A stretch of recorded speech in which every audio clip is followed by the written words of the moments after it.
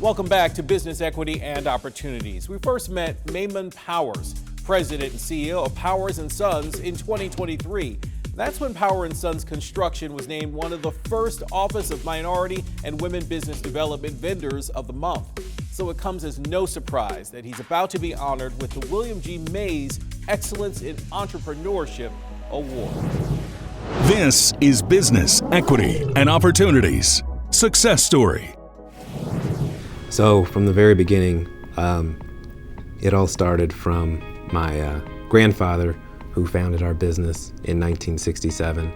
And back then there were no MBE or XBE programs. The reason we started our business is to build homes for the African American community. And so as we built homes for the African American community, those neighborhoods needed gas stations and libraries.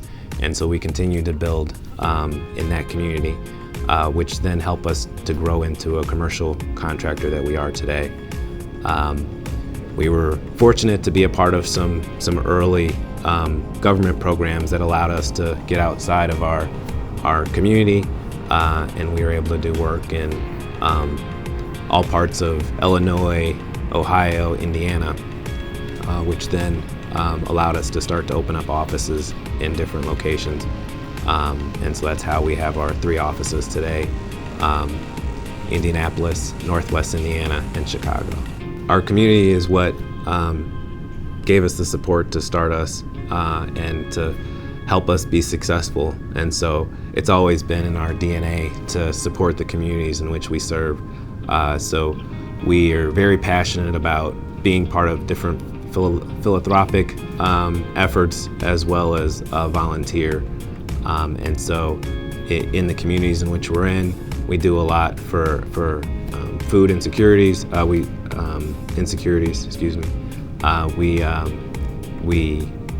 in the education space, we give a lot of scholarships for at-need base as well as construction related.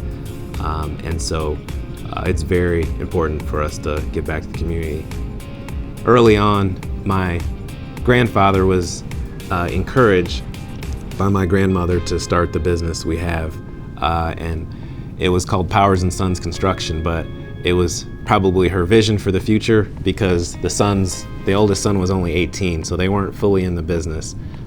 So I think it was her vision for it to be her sons to get involved at one point. And she was very instrumental in starting our business. However, back then with the times that we're in, she wasn't fully written into the corporate documents, but you can tell that she definitely influenced and had her part in putting them all together and making the company, creating the company. Yeah, I think whether it's from a women perspective or a minority perspective, we're really passionate about making sure that we're giving folks opportunities to be in the construction industry, regardless of race or gender. And so, yes, that is a passion of ours to give opportunities to both women, men, and all races. Yeah, it's pretty awesome being a 3rd generation family business and carrying on that legacy, especially with the Hallmark project we're able to be a part of right now, being the Obama Presidential Center in Chicago. It's kind of a once-in-a-lifetime opportunity to be on a presidential library. So it has been surreal, especially, he's come to visit the site once already.